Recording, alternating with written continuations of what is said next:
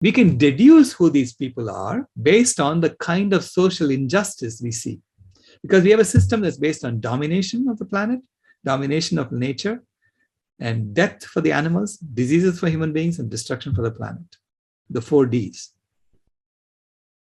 And if you look at the speciesism that's there, the colonialism that's there, the racism that's there, and the sexism that's there in our society, we can deduce that the people who are running the planet are primarily old white European men. Now, if it had been run by young female chimpanzees from Africa, you would have the exact opposite, social injustices. So it's not the people that matter, it's the rules of the game. The rules of the game set it up to be like this, okay? And it causes us to tell lies to each other or to deceive each other. So there is an impact on the language and on the science as well.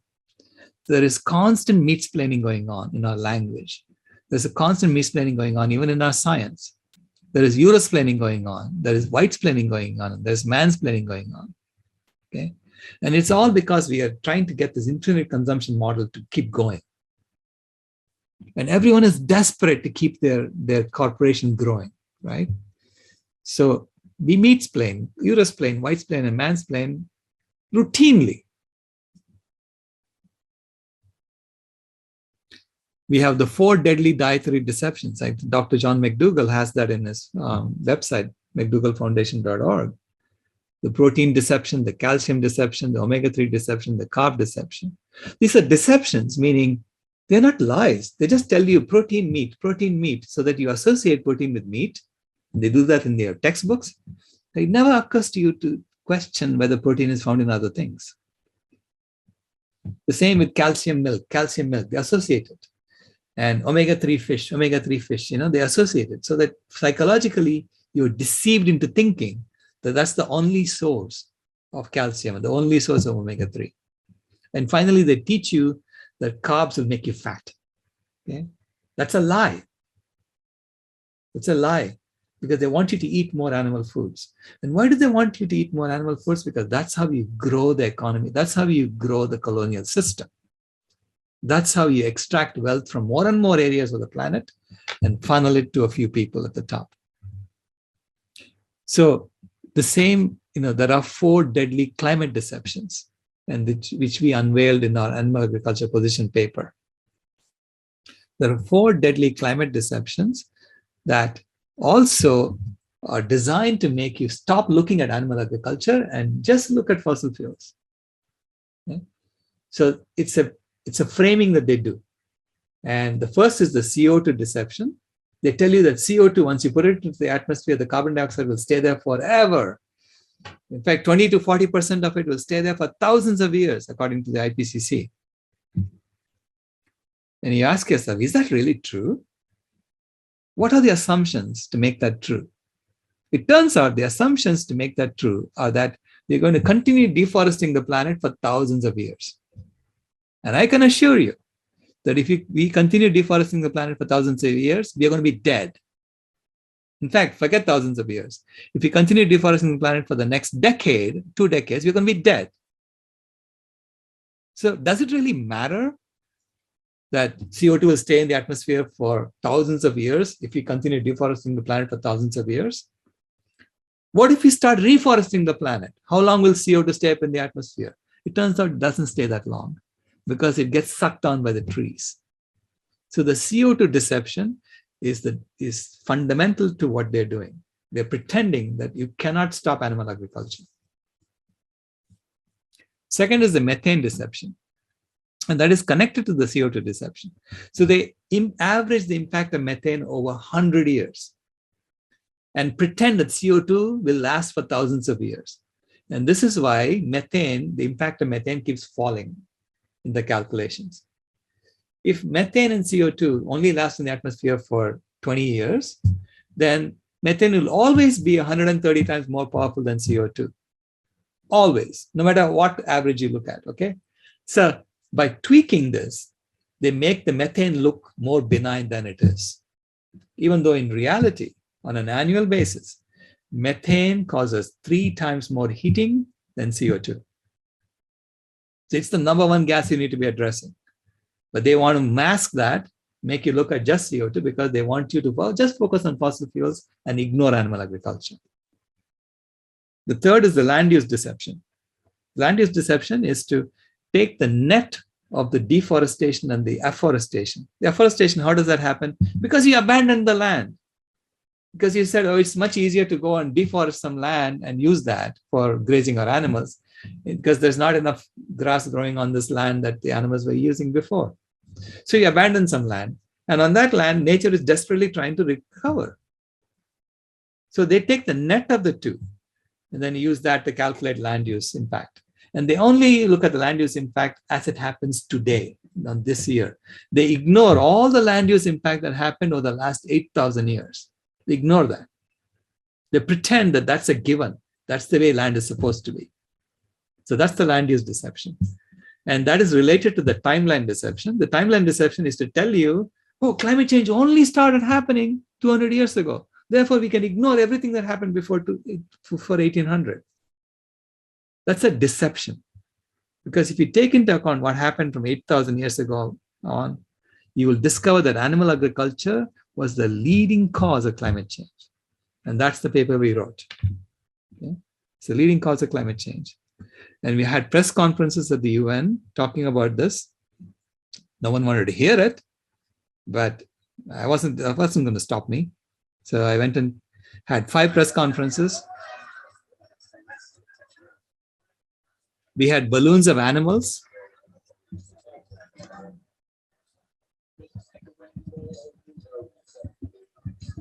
The 4 animals represented 4 aspects of animal agriculture that's impacting the planet. The cow represented climate change. The pig represented obesity and diseases, chronic diseases. The chicken had a mask on her, so she represented pandemics. And then the fish represented microplastics. I don't know if you can see the fish here. Anyway, that's a fish balloon there. We got some mainstream publicity for doing that. Finally got into The Guardian. We're talking about, why is no one talking about farming at COP26? We talked about the cow in the room. We had a big article on that. Methane is a greenhouse gas that causes climate change. Life on Earth is collapsing. Where most of it comes from? Me.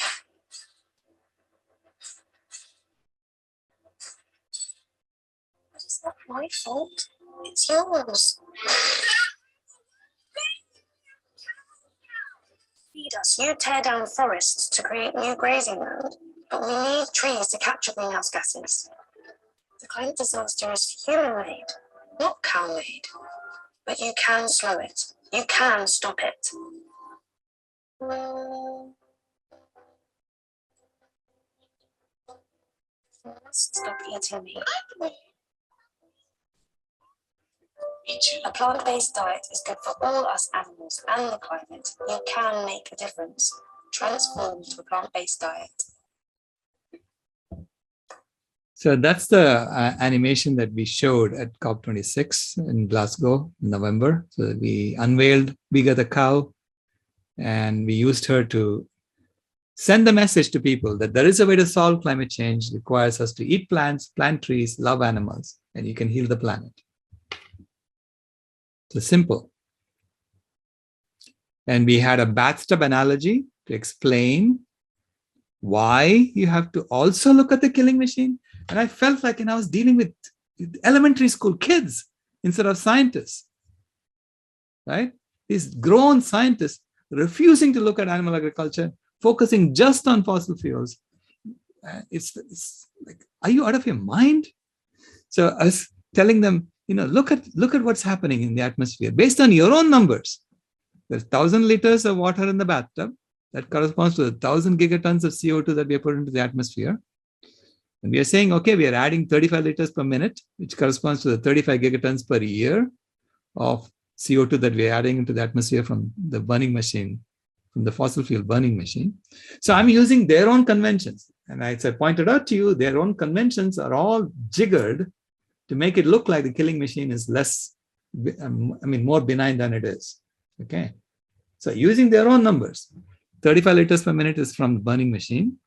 15 liters per minute is from the killing machine.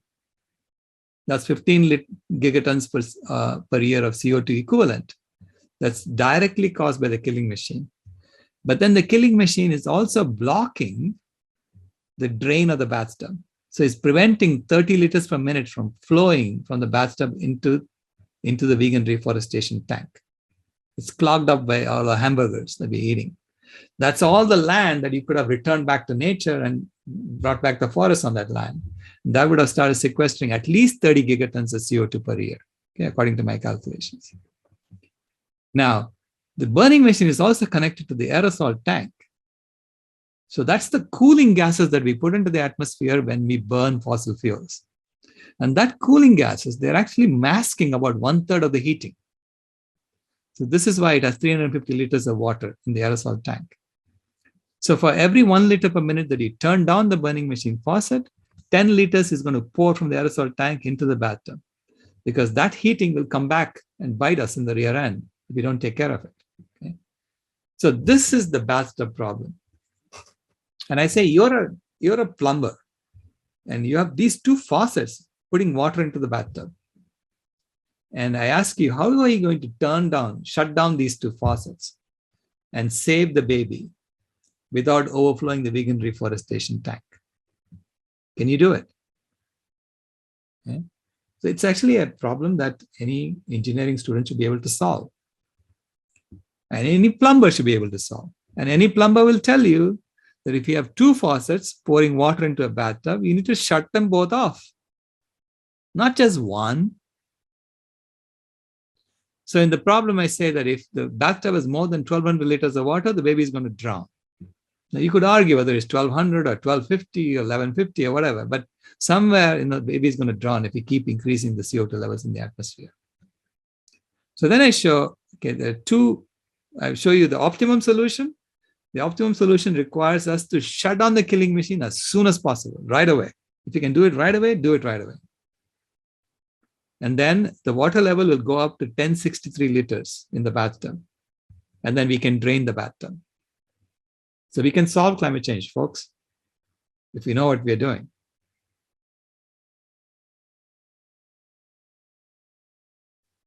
So, but for a lot of time, for about 30 years, the bathtub will have 1063 liters of water. Okay, so which means we're going to have some problems to deal with as we bring back the forest. But the baby will thrive eventually. After 30 years, the baby will start thriving because the temperature will be back down and, and we'll be fine, right? So that's according to this model. Now, that's the optimum solution. Now, suppose you say, oh, no, it's going to take us 5 years to wake up and turn the world vegan. Let's say we are like total tubelites of a species, right? So it takes us 5 years to wake up that we are in danger. Then the water level will go up to 1195 liters. So the baby barely survives. And it will be there at 1195 liters for 30 years. But you can still solve it, but it's going to be a lot harder. And it's going to be a lot harder for everybody. So that's because it took us 5 years to wake up and say, okay, we need to stop killing animals. And that is not a very smart species, by the way. That takes 5 years to figure that out.